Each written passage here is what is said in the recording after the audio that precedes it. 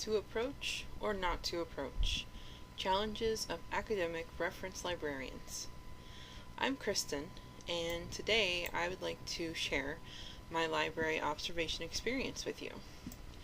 Of the many things I observed at Academic Library X, one thing stood out to me more than anything else, and that was the apprehension or even nervousness of most of the patrons to approach the reference desk with their questions.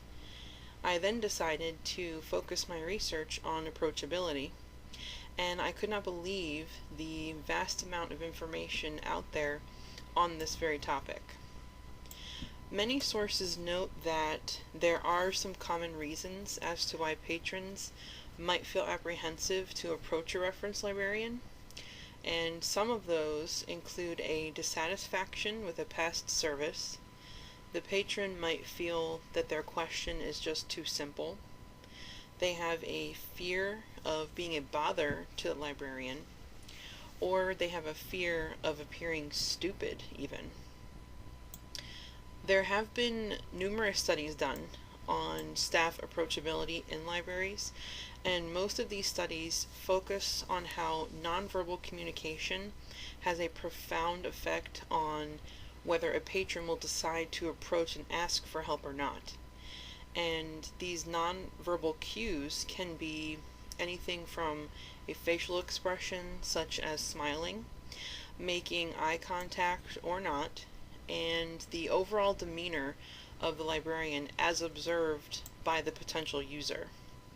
And of course, one person's perception of a situation will be far different from someone else's, but that is why it's all the more reason to always be aware of your actions and demeanor.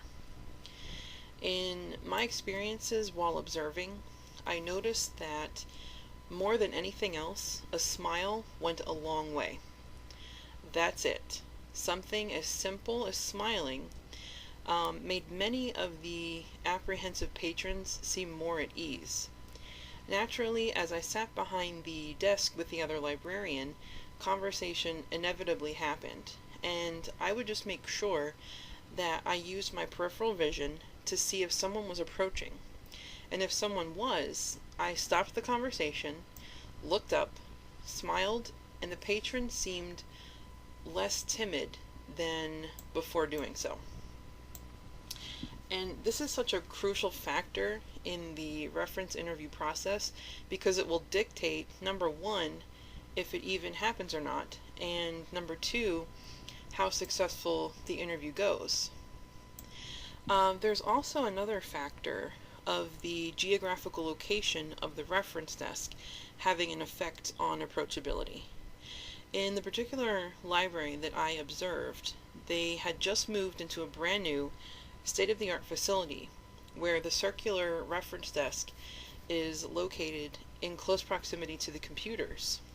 While in the previous library location that they had, the desk was up against a wall and located right near the stacks. And the librarians all told me collectively that they noticed much more traffic in the old building at that reference desk as opposed to the new one, simply due to location.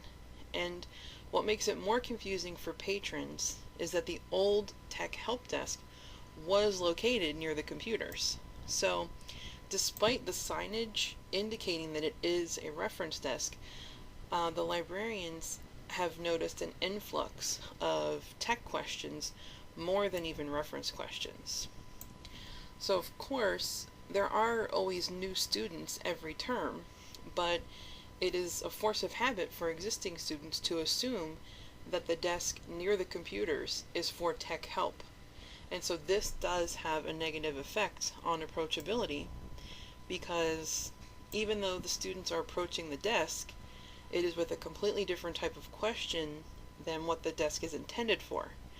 If more and more students observe other students getting up from a computer and approaching the reference desk, it could soon be implied that it is for tech assistance only.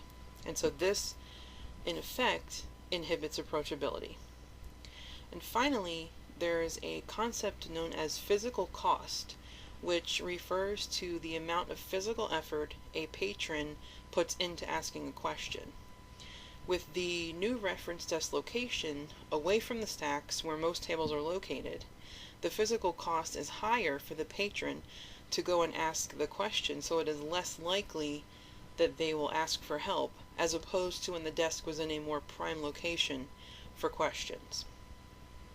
So, what I learned from this experience, among many other things, is that a smile can go a long way, and that I always need to be aware of my actions and surroundings.